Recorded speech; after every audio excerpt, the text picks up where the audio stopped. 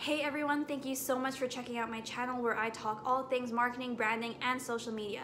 Today, I'm going to be talking about some common mistakes that I see on Instagram, but as well, some things to grow your Instagram following online organically. If you are curious about these mistakes and want to avoid them, and as well want to grow your Instagram following organically, keep on watching.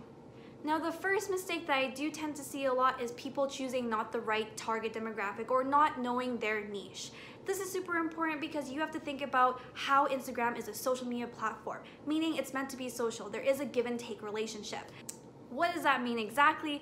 Are you relating to people with regards to photography, food, fashion, design? What are you using as your niche to build from the ground up?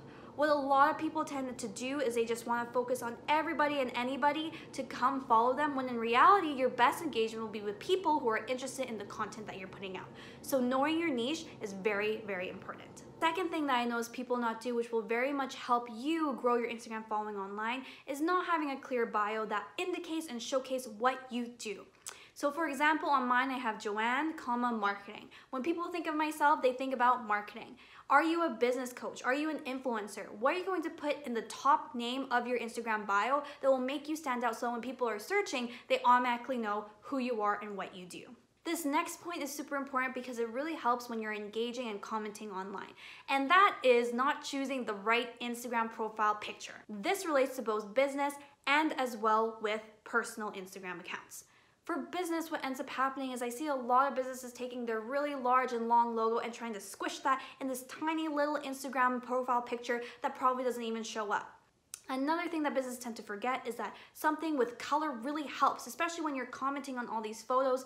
They see that and they see a color, they're able to resemble to it or want to check out your profile, and that will help bring people to try and follow you. So making sure that you have an emblem or a logo that fits in that tiny little profile picture will help you stand out on Instagram. Next is Instagram stories. This is super important, especially because Instagram stories is one of the only things on Instagram now that is chronological, meaning that it shows up in chronological order. What happened before with Instagram was that when you were scrolling through your feed, things used to be on a time basis. So the oldest being at the bottom, the newest being at the top.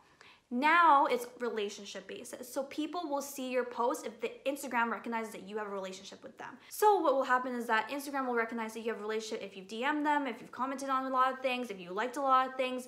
Their post will show up first on your Instagram feed because Instagram recognizes that you have a relationship with them. On the flip side, Instagram stories are very different because you can show up on the explore page and you have a 24-hour window, meaning that it's technically chronological. What you're able to do is also search hashtags for stories in the explore page so that you can see who's using the same hashtags and engage with them online that way. And that way people are more likely to follow you to see that you're active online using Instagram stories. Now this brings up a very important piece, which are hashtags. Now I do go more in depth with hashtags in the workbook that is provided in my newsletter. So if you want to sign up for my newsletter, please sign up with the link below. But basically there are things such as hashtag banks. Hashtag banks are very different with regards to the fact that you have different hashtags based on a group of topics. So I have 3 different hashtag banks. One is being personal, so it's talking about my personal journey. The one being a little bit more professional with regards to being a woman entrepreneur. And the last being more marketing heavy based. So this is about topics with regards to social media, branding, etc. So I tend to rotate between these 3 different hashtag banks based on the content that I'm putting out. This allows you to make sure that you have a different way to attract different people based on the content you're putting out, and also you're not repeating a lot of different hashtags. As well, I do have a variation between long form hashtags such as no more 9 to 5, teamwork race to dream work, and short form hashtags such as YEG, and even going even deeper into my localized hashtags and going YEG local, YEG business, etc. that are not as popular as the YEG hashtag because people are competing for that hashtag for attention, and the smaller hashtags you're able to attract different people of the same interests, but as well show up a lot more frequently in their feed. So next is to use external resources to help bring followers to your Instagram page. And you're thinking, Joanne, why would I do this? Like, I thought this was supposed to be bringing followers from Instagram onto my profile so I can build a following base. Yes, that's important. However, you're able to attract different people with similar interests, goals, etc. from Facebook groups. So think about Facebook groups that are out there right now. A lot of them tend to say, drop your Instagram link below so that they can follow you.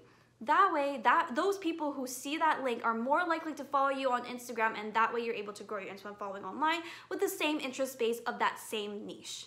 Last but certainly not least is to make sure that you follow people in your niche.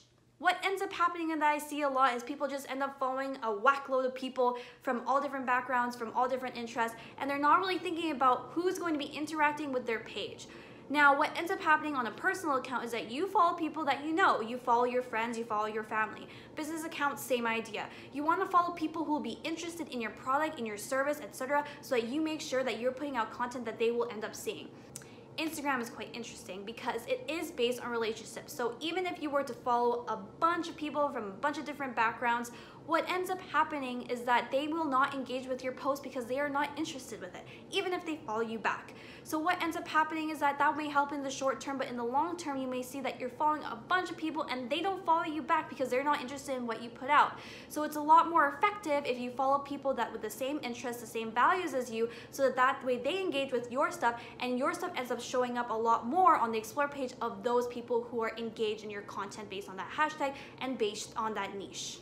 I really hope those tips have helped you. It's definitely helped me with regards to my content. And of course, if you have any questions, please check out the link below for my contact information, as well as the newsletter where I put out a lot more detailed content with regards to your Instagram and other social media platforms out there.